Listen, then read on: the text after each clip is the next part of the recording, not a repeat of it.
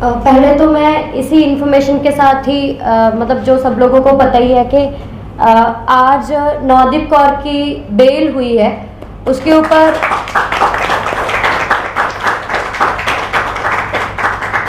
नवदीप कौर और शिव कुमार जो मजदूर अधिकार संगठन के प्रेसिडेंट हैं, जो नवदीप भी उसी के एक्टिविस्ट है मजदूर संगठन के अंदर, तो उन दोनों के ऊपर 3 एफआईआर की गई, जिन तीनों के अंदर मतलब आज तीसरी पे भी उसको बेल मिली है। और शिव कुमार अभी मतलब वैसे दोनों ही जो नवदीप है वो करनाल जेल के अंदर है और जो शिव कुमार है वो सोनीपत जेल के अंदर है। यहाँ पे जिस तरीके से आज ये प्रेस कॉन्फ्रेंस रखी गई है, ये एक चीज मैं इसमें कहना चाहूंगी कि इसको जैसे आज हम लोगों ने यहाँ पे सारे मुद्दों को एक साथ लेते हुए यहाँ पे प्रेस कॉन्फ्रेंस की है, सच में इसके अंदर जो यहाँ पे बोला भी गया पहले कि एक नैरेटिव है जो सब जगह पे वही नैरेटिव चल रहा है। थोड़ी बहुत भाषा का फर्क है, किसी को क्या बोल के अरेस्ट किया जा रहा है, किसी को क्या बोल के अरेस्ट किया जा रहा है, लेकिन जो पैटर्न है वो एक ही पैटर्न है। उसमें जो पीछे सारी तस्वीरें लगी हुई है वो सारे वही लोग हैं जो सच में इस देश के लिए काम कर रहे हैं। नवदीप भी उसमें, नवदीप, शिव कुमार और मजदूर अधिकार संगठन भी पिछले टाइम से मजदूरों के राइट्स के लिए लड़ रहे थे।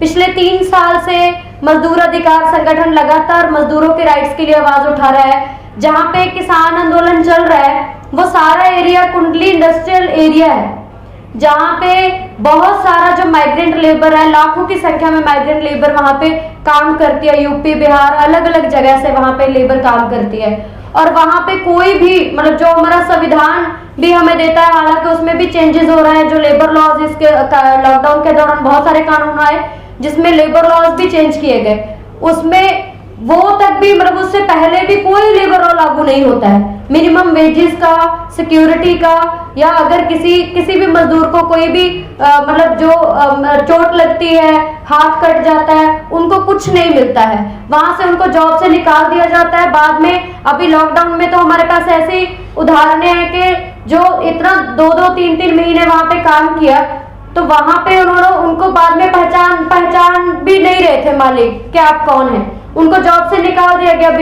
बिना उनका वेजेस दिए। तो वो उनका राइट है। हम लोग जिस तरीके से अभी एक, मैं जरूर यहाँ पे सीनियर एडवोकेट भी है, तो क्या जो मजदूरों का वेजेस मांगना जो उनका राइट है वो मांगना एक्सटॉर्शन हो सकता है? एक्सटॉर्शन कहा जा सकता है लीगल भाषा में। एक्सटॉर्शन वो है जो कंपनियों ने काम करवाया और उन्होंने उनकी जो वेजेस है वो नहीं दी और उनको दबा के उनका जो मजदूरी है वो खा के बैठे हैं, वो एक्सटॉर्शनिस्ट है। उनके ऊपर कार्रवाई की जानी चाहिए। यहाँ के जो सारी अथॉरिटीज के द्वारा, यहाँ पे जो प्रशासन के द्वारा उनके ऊपर कार्रवाई की जानी चाहिए थी, लेकिन यहाँ पे भी वही पैटर्न है। हम लोग अगर देखते हैं तो वो लोग 22 दिसंबर को भी, 28 दिसंबर को भी लगातार प्रोटेस्ट कर रहे थे कि उनकी वेजेस दी जाए, तो वहां पे प्राइवेट आर्मी आती है कंपनीज की और मजदूरों पे गोली चलाती है। ये बहुत कम जगह पे ये चीज आवाज उठी है कि मनदीप पूनिया है, कारवां के रिपोर्टर है, वो 30 दिसंबर को ही कारवां की रिपोर्टिंग है कि वहां पे मजदूरों के ऊपर गोली चलाई गई। लेकिन जिन्होंने ये मांग की कि जिन्होंने गोली चलाई है मजदूरों के ऊपर, उनके ऊपर कार्रवाई हो, उनके ऊपर आज तक कोई कार्रवाई नहीं हुई। उसी दिन 28 दिसंबर को मेल भेजी गई एसपी को कि आप उनके ऊपर कोई जवाबदेही हमें मतलब है कि कहाँ पे सिक्योरिटी है मजदूरों की। अगर पुलिस कुछ नहीं कर रही है, एफआईआर दर्ज नहीं कर रही है, एसपी सोनीपत का आज तक उस पर कोई रिप्लाई नहीं आया। लेकिन जब नवदीप को 12 जनवरी के प्रोटेस्ट से अरेस्ट किया गया, जब उसकी बेल रिजेक्ट हुई, तब हमें पता चलता है कि उसका बेस कौन सा है कि 28 दिसंबर को भी उसी पे एफआईआर है। जिन्होंने गोली चलाई, जिन्होंने मजदूरों पे हिंसा की, क्या आप प्रोटेस्ट नहीं कर सकते? आप जो यहाँ पे इकट्ठा नहीं हो सकते, आप पर्चा नहीं बांट सकते? उनके ऊपर एफआईआर नहीं है, उनको कोई जवाबदेही नहीं है, उनके पास राइट है।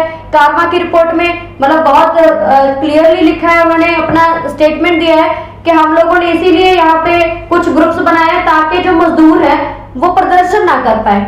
मतलब उन्होंने बोला कि उग्र प्रदर्शन ना कर पाए। लेकिन यहाँ पे जो बाकी जो हम लोगों को पता है कि पुलिस का क्या रवैया है, लेकिन उसके अलावा भी यहाँ पे फोर्सेस है। जिस तरीके से सीएनआरसी के अंदर हम लोग भी सीएनआर, मैं दिल्ली यूनिवर्सिटी की स्टूडेंट हूँ, तो हम लोग भी सारे लोग CNRC के आंदोलन के अंदर थे।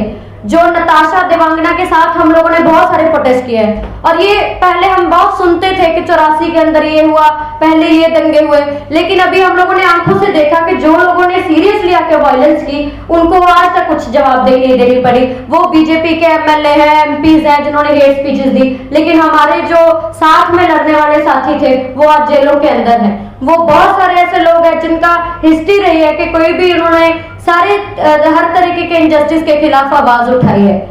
इसी तरीके से हम लोग ये जो UAPA के ऊपर बोला गया है, हर जगह पे UAPA डाला जा रहा है। अभी जो किसान आंदोलन के अंदर से बहुत सारे किसान जो है उनको अरेस्ट किया गया, और किसी को तिहाड़ जेल में, बहुत सारे लोगों का तो पता भी नहीं चला कि उनको कहाँ रखा गया है। तो ये हम लोगों को सारे जिस तरीके से ऑर्गेनाइज किया गया है वो सच में ऐसे आवाज बनने की जरूरत है, और मीडिया जिस तरीके से रोल अदा कर रही है उसके ऊपर भी हमें आवाज उठाने की जरूरत है कि फ्रीडम ऑफ स्पीच क्या है। प्रोटेस्ट करना क्या फ्रीडम ऑफ स्पीच नहीं है, लेकिन जो जिस तरीके से ये चल रहा है कि आप किसी को कुछ भी टैग कर दो, तो वो क्या है? वो किसी को डिफेम करने का मतलब, आप जो कोर्ट है या पुलिस है वो तो अलग से प्रोसेस चल रहा है, लेकिन इनका अलग से है। तो इनको किसने राइट दिया कि आप बिना इन्वेस्टिगेशन, जब नवदीप को भी अरेस्ट किया गया तो पहले से ही बहुत सारे चीज नैरेटिव चल रहे थे कि ये तो पहले से ही चंदा उड़ाने वाले लोग हैं या कुछ है, तो बहुत सारी चीजें चल रही थी, फेक न्यूज चल रही थी। कुछ मीडिया ये दिखा रहा था, मेरी फोटो डाल के ये दिखा रहा था कि इसकी अरेस्टिंग हो गई है। तो इन्वेस्टिगेशन करो, आप जो आई विटनेसेस है उनके पास पहुंचो, जैसे पहले भी यहाँ पे बोला गया। तो आप जो रिसर्च करके जो सच तक पहुंचने का काम है मीडिया का, सच की आवाज बनने का काम है, जो रियलिटी है, रियल चीज जो हो रही है वो लोगों तक पहुंचाने का काम है, ना कि एक जो सरकार का ही जो स्पीकर बन के बोलते रहने का कि जो वो चाहती है, सरकार चाहती है, वही नैरेटिव सेट किया जा रहा है।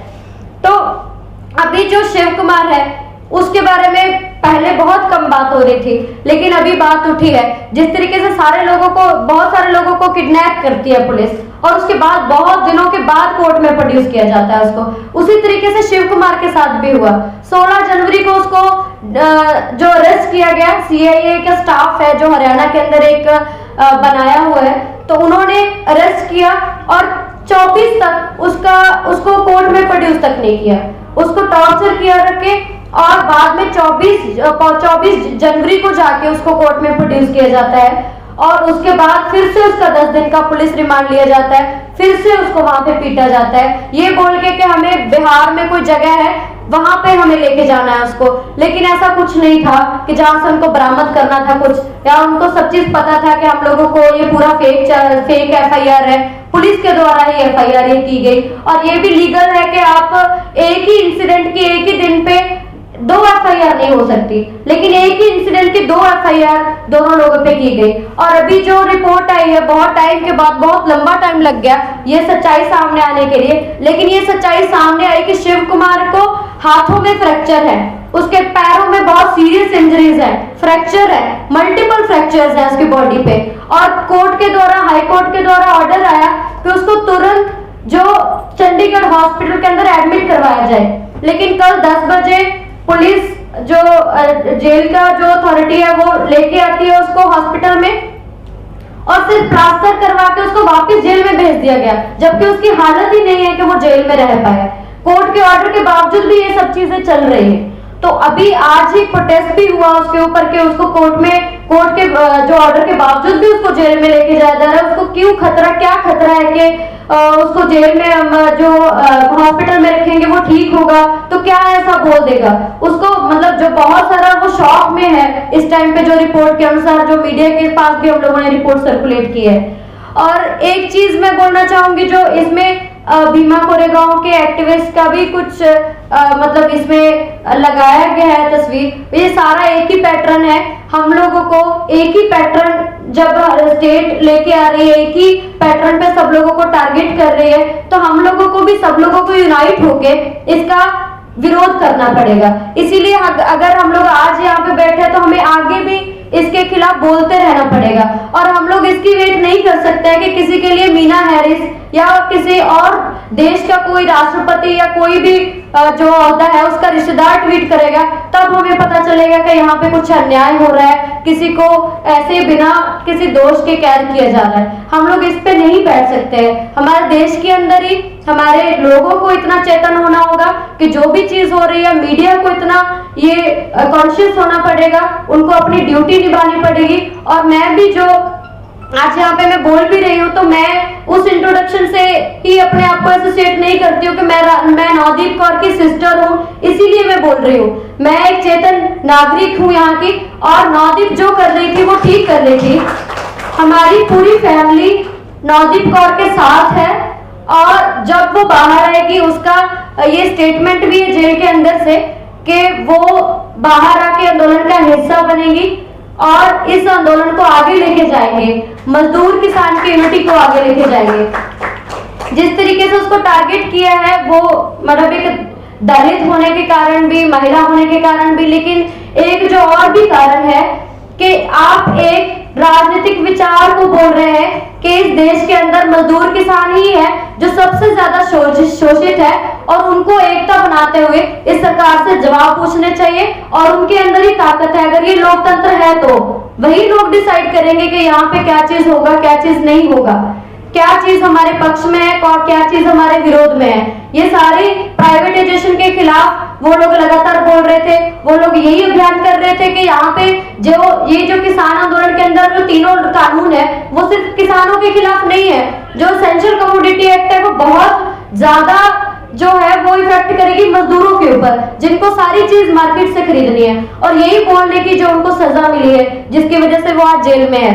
लेकिन अभी हम लोग उसको बाहर लेके आएंगे। और ये मतलब मैं फैमिली मेंबर होने के नाते ही नहीं, मैं मतलब एक एक्टिविस्ट होने के नाते भी हम लोग बोलना चाहेंगे कि ये लड़ाई हमने जीती नहीं है, हम लोग नहीं मान रहे। ये सारे लोग जितना टाइम तक अंदर है हम कैसे लड़ाई जीत सकते हैं। और जो सारे लोग जेल में है, जब तक इनकी लड़ाई नहीं जीत तक पहुंचती तब तक भी हम लोग जीत इसको नहीं ऐलान सकते हैं। शिव कुमार अंदर है, खालिद सैफी अंदर है, उमर खालिद अंदर है, जो बहुत सारे एक्टिविस्ट है इसके अंदर, जो नताशा है, देवांगना है, बहुत सारे लंबी लिस्ट है जिनको हमें बाहर निकलवाना है। जो हमारे देश के असली लीडर हैं उनको हमें बाहर निकलवाना है, और बहुत सारी ऐसी लिस्ट है जिनको और भी अरेस्ट किया जा सकता है। हम लोग सब लोग एक साथ मिलकर इसके लिए आवाज उठाते रहेंगे, और हम लोग सच में जनता का लोकतंत्र बनाएंगे इसको।